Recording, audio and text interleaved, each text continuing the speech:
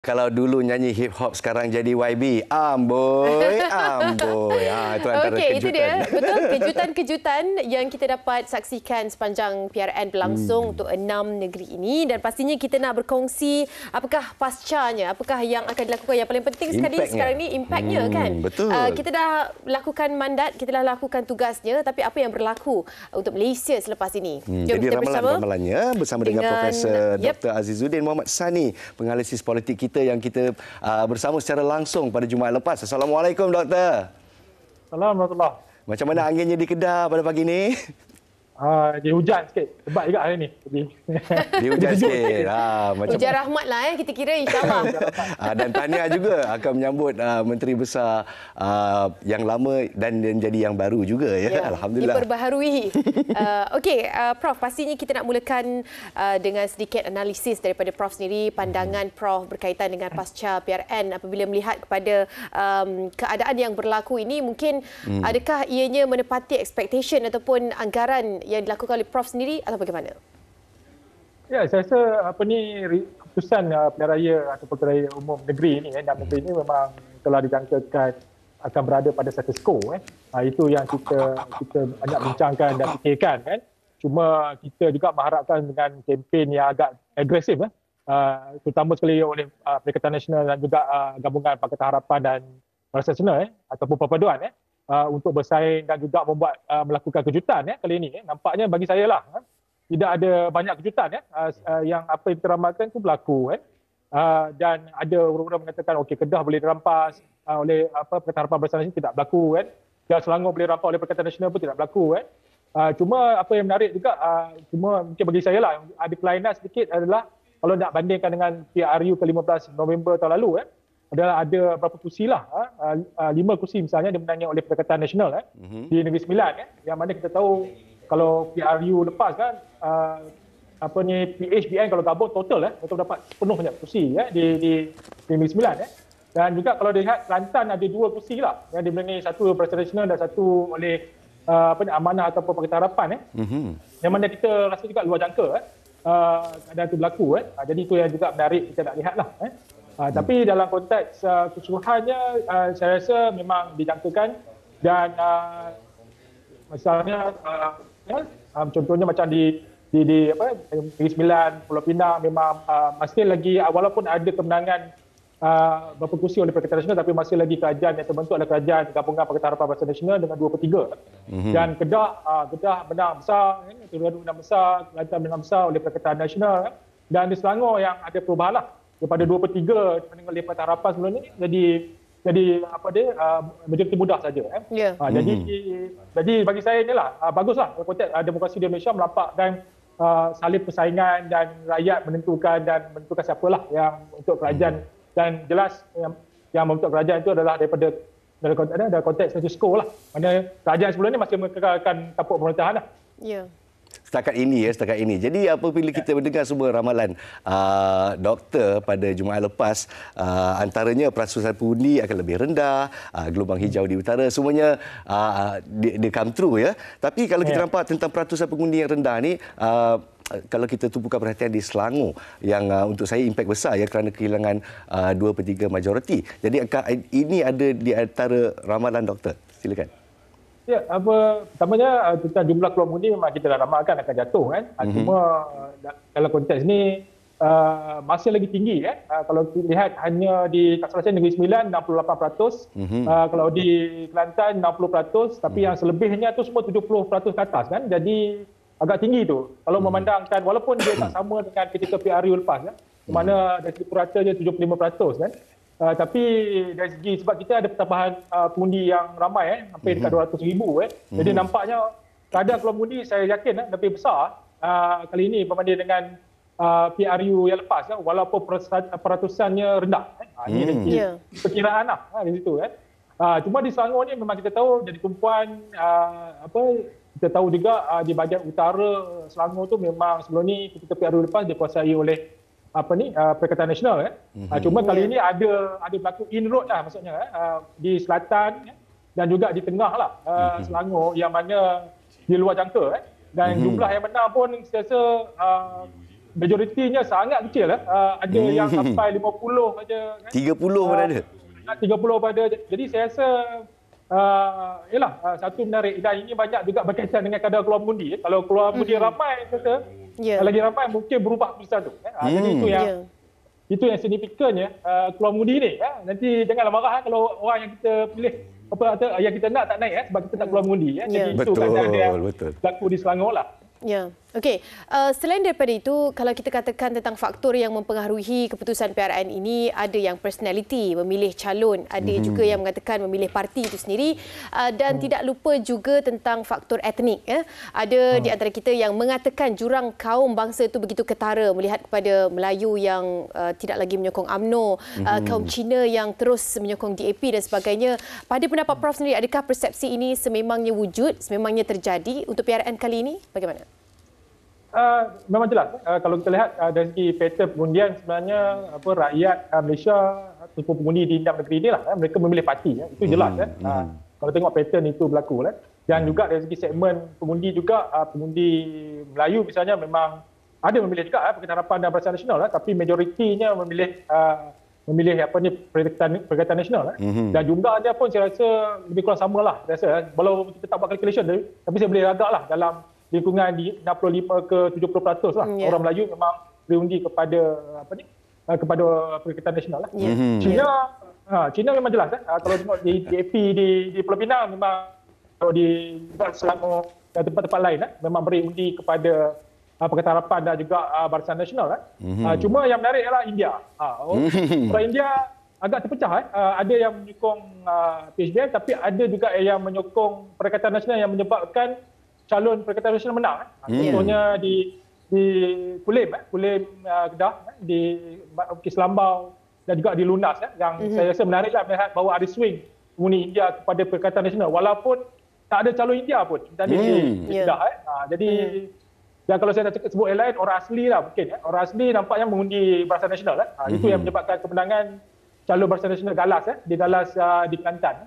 So pattern ni nampak jelas. Ada pengundian bercorak kaum yang menyebabkan parti-parti tertentu menang lah. Jadi ini tak boleh rubah daripada dulu lagi sampai sekarang lah. Itu patternnya. Ini memang realiti yang mesti kita hadapi doktor. Jadi kalau kita lihat di sini, kalau kita cerita tentang pengundian mengikut kaum terutamanya Melayu, UMNO pada kali ini telah tumpas dengan dahsyat untuk saya lah jadi hanya menang 19 daripada 108 kerusi yang dipertandingkan. Jadi soalan saya kepada doktor, masa depan parti yang berwibawa seperti UMNO yang penuh dengan sejarah, adakah perubahan drastik perlu dilakukan dari pucuk pemimpinan?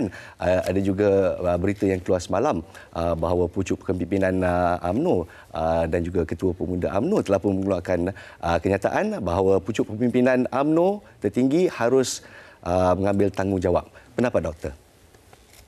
Saya rasa dalam konteks UMNO memang nampak agak buat kritikal juga lah. Kalah banyak kursi kali ini. Cuma yang penting saya rasa bagi UMNO, dan mereka pun sedang melakukan proses peremajaan. Yang meremajakan UMNO beri peluang kepada orang muda untuk mendapat tempat dalam pilihan raya dan juga mengambil alih kepimpinan. Cuma untuk seketika ini masih sebab proses pemilihan UMNO pun telah berlaku pada bulan Mac yang lalu.